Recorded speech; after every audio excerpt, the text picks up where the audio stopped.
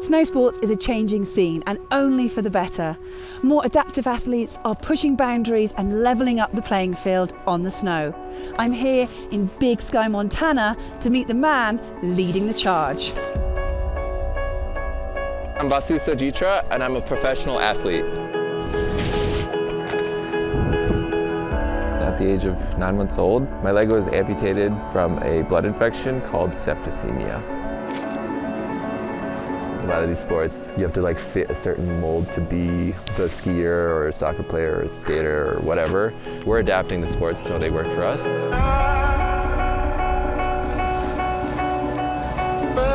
There's no one way someone can show up as a skier.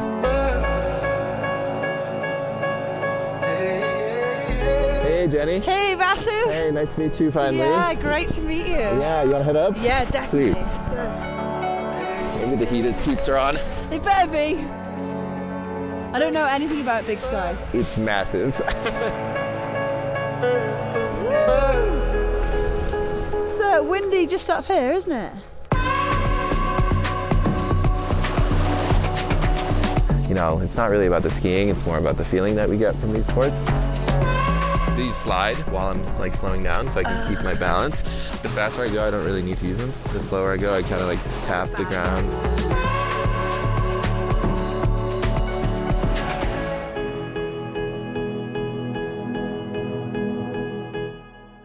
I started skateboarding first and started watching the X Games. Saw that snowboarding was a thing. I couldn't snowboard. So I was like, okay, fine. We'll try skiing instead.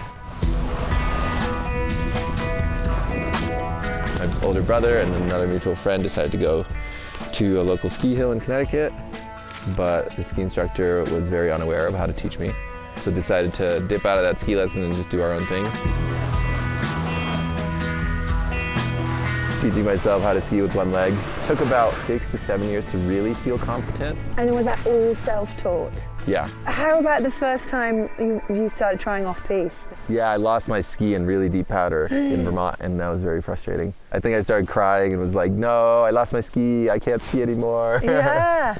But I kept going and going and going and kind of persistent. You're obviously really more attracted now to backcountry and riding powder and that kind of terrain. What was it about that caught your imagination? Or specifically for backcountry skiing, it was just the solitude. I think it was just definitely healing for me to be able to be out there with some friends and just have deeper conversations.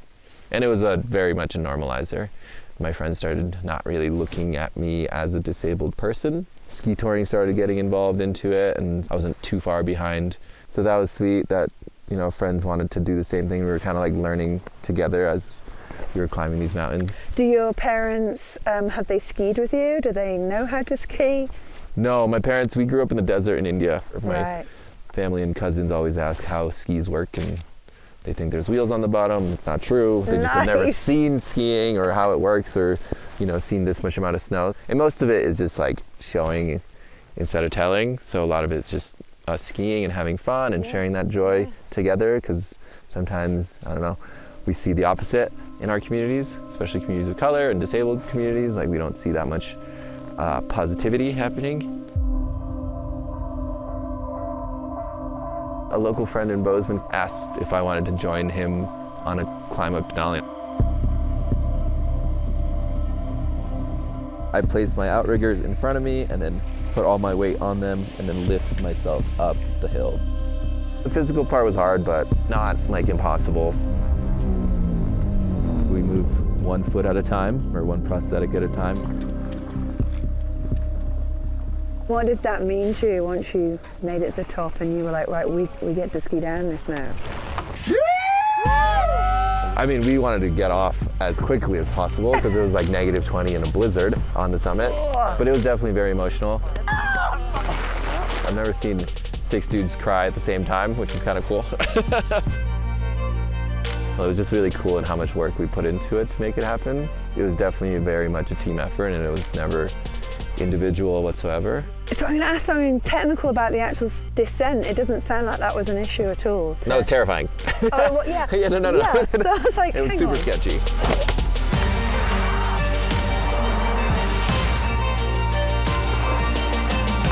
There was like pockets of powder and ice and wind buff and super exhausted. My leg was really tired. I'm at 20,000 feet trying to make turns, and I took like 3 or 4 turns and had to like sit and like shake my leg out. It was a process. The ski down was definitely treacherous, and we definitely were very cautious. Taking something like that, and then I'm looking at approach 2, incredible snow that you are riding there. Were there new and different elements that you had to explore or overcome? The only way to train to ski spines in Alaska is to ski spines in Alaska. I'm like one of the only folks with outriggers that know how to ski very, very steep terrain and very deep powder because of the way I ski.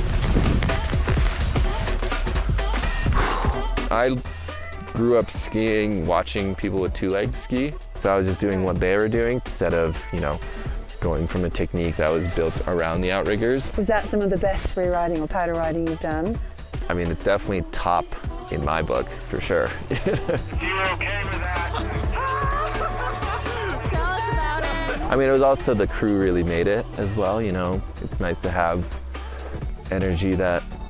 They're all for it, like, let's do this. Yeah, they're all for it. They're also like all for really anything. Support and care for each other, but also try to push each other to do some of this scarier stuff that is totally in our wheelhouse. So trying to, balance that.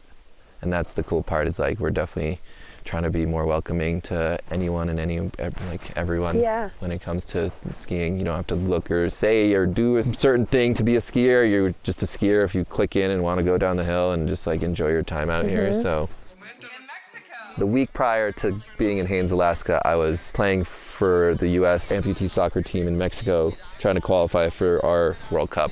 The way I express amputee soccer is it is soccer or football mixed with hockey, mixed with jousting.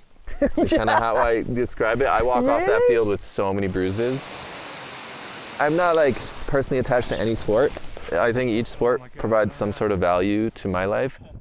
I'm very proud of the word adaptive and the word disabled, knowing that disabled folks have been around since humanity. We're always like creating and innovating and making new things that make our lives a little bit easier.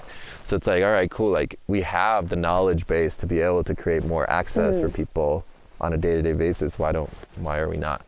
That's kind of the idea, is like moving away from disability being a bad thing and a bad word towards actually focusing on what is causing that shame and guilt of being disabled. So that's where I'm trying to like reframe or reclaim that kind of ideology, I guess.